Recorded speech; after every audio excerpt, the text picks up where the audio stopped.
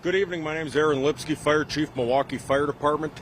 Tonight, Milwaukee Fire Department dispatchers right around 6 minutes after 8 p.m. received 911 calls reporting yet another fire in the unsecured, vacant, long vacant, decrepit old Northridge Mall building. Fire units responded. We had all of our first due engine companies and ladder companies available, so we had a very rapid response out here, which is extremely important because an advanced fire in this building is a firefighter killer. It is well known in the fire service. Very shortly after arrival, they requested a second alarm because when they got here, they had a good amount of smoke pouring out of what used to be the old food court area. They began an extremely aggressive attack. They were able to get a control of the fire that they found in there with relative ease, unlike another fire they had a few weeks back. We have now brought the fire under control. We were able to kick some of the second alarm units free. That's important because the whole rest of the northwest side is without emergency coverage right now, as we're out here putting out fires in a pile of rubbish. So I'd like you to look at the line of firefighters back here. These men and these women have to go into this building repeatedly, putting their life at extreme risk because it has not been properly secured. It should have been raised a long time ago. I'm not the one. I'm not standing here and continuing to commit my firefighters to put their lives at risk. They have families. Because a building's not properly secured, this is absolutely unacceptable in 2022. Something has to happen here. Something has to happen. So let's talk about the previous fires here, as long as we're on the topic, because every one of these is an enormous drag on city resources. Not just us. The Milwaukee Police Department has to come out here every time now to conduct a thorough investigation, provide for control if there's crowd or traffic here. They're out here on their own dealing with vagrants and people just brazenly ripping off the board-ups off the building. There's nobody maintaining this property. There's nobody responsible for this property. There might be an owner on a piece of paper. That's not the same. Not when my firefighters' lives are at risk, and I'm over it. I'm done. So we're going to be taking some action on this. Don't ask me what that is. It'll be something. So we responded on July 16th for a rubbish fire in the building, right around the same time, 8 at night. Another second alarm fire on July 19th, 5:07 p.m. That one was what some of our veteran senior firefighters have regarded as one of the hottest fires they've ever fought. Gear came out so burned up and smoldered up that it's probably unusable moving forward. All right?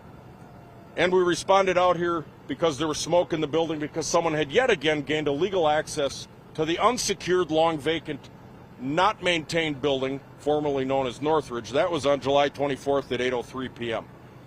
Let me talk to you just a second about what's so hazardous here. So first off, all of my folks have to hop in fire trucks and drive emergency because every second that passes, these fires do continue to grow.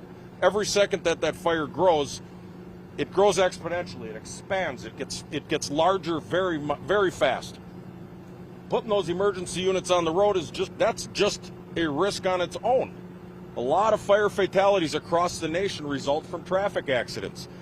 You don't have to be a road scholar to know that being on the roads at all right now is already hazardous. Now you're doing it with lights and sirens. There are 0 smoke detection systems. There are 0 functioning fire suppression systems in this building. This is wildly unacceptable. A building of this size. This building is actually a taping together of a whole bunch of different building styles. And guess what? Let me tell you this much. When they decide a building's not going to be maintained anymore, that's where everything stops. So we can't even go on this roof to provide proper ventilation for the firefighters who are being baked alive inside because they've covered over portions of it with, guess what? Gypsum rock. Every firefighter in the nation understands you go up on a roof with gypsum rock, you're going through that roof, and you can't tell the difference. None of this is ever done with firefighter safety in mind.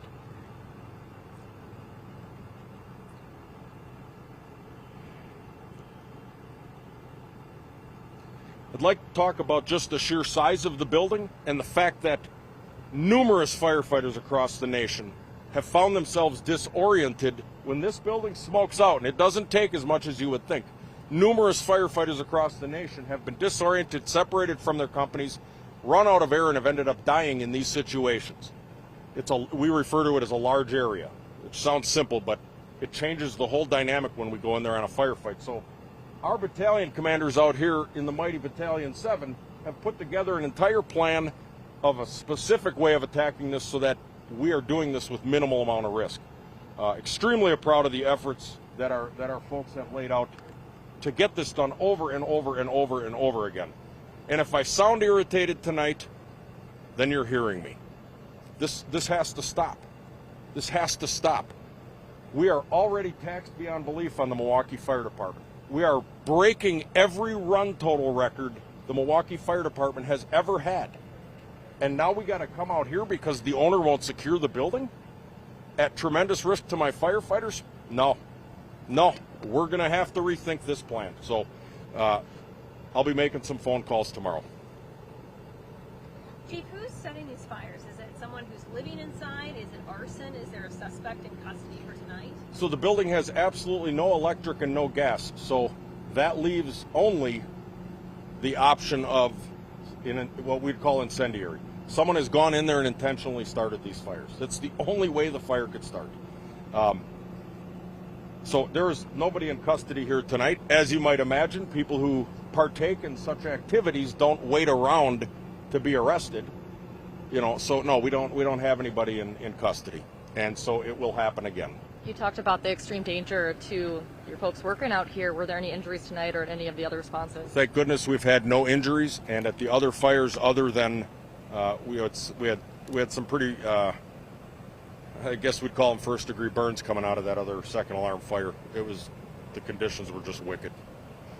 Milwaukee Fire Chief Aaron Lipsky fired up this evening after yet another fire breaks out at the old unsecured Northridge Mall in Milwaukee.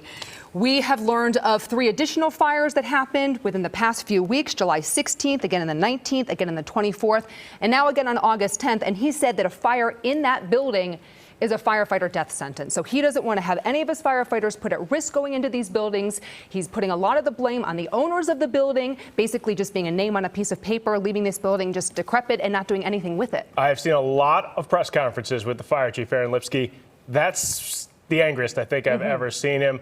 It's not usual to see a fire chief actually at a fire giving a press conference like that at a fire. Usually the battalion chief handles that. So we knew this was something different when he showed up to the microphones. And you could see all the firefighters that were behind him.